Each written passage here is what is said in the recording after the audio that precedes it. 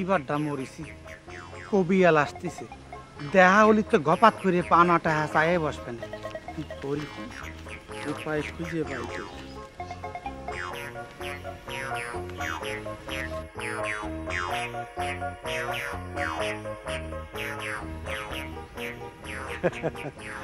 উন্মাদ নয় তো, হাঁটিতেছে আর পড়িতেছে,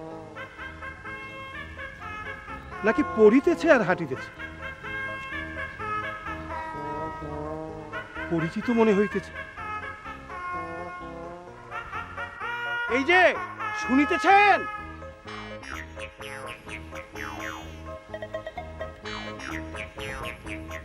আপনি কি করিতেছেন? হাঁটতেছি।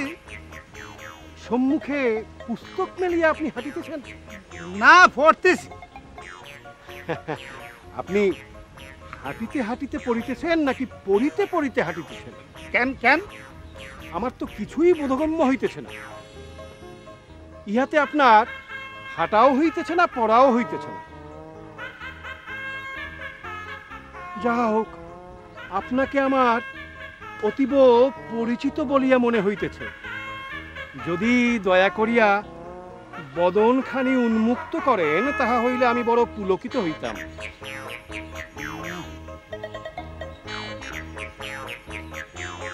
বন্ধু, তুমি এই রূপে পলাইতেছ কেন? না না, আরে পলাবো কোন, আমি তো তোমার সাথে একটু রঙ্গ করলাম। যতদূর মনে পড়িতেছে, তোমার নিকট আমার কিঞ্চিত অর্থ গচ্ছিত ছিল। এবারটা মরিছি।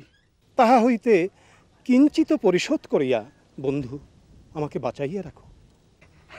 আমি টাহা পাবো কোন, টাহা নেই আমার কাছে, টাহা নেই। এই যে কত অর্থ উড়িতেছে। না না, এটা আমার না, এটা আমার না। যাহারই হোক, উহা হইতে কিঞ্চিত আমাকে দাও। অর্ধাঙ্গিনী, অর্ধাঙ্গিনী, তুমি কি শুনিতে পাইতেছ? পাইতেছি, কইয়া ধন্য করো। একটু ঘরে আসিবে কি?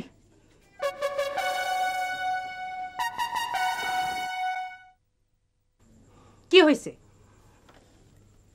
ভাবিয়া দেখিলাম, আমার মতো মানুষের বাঁচিয়া থাকিয়া কোনোই লাভ নাই। বুঝিতে পারিবার জন্য ধন্যবাদ। তাই আমি সিদ্ধান্ত লইয়াছি, আত্মহনন করিব। উত্তম প্রস্তাব। কিন্তু মরিবার জন্য কোনো সুন্দর উপায় আমি খুঁজিয়া পাইতেছি না। গলায় কলসি বেঁধে নদীতে ডুব দাও।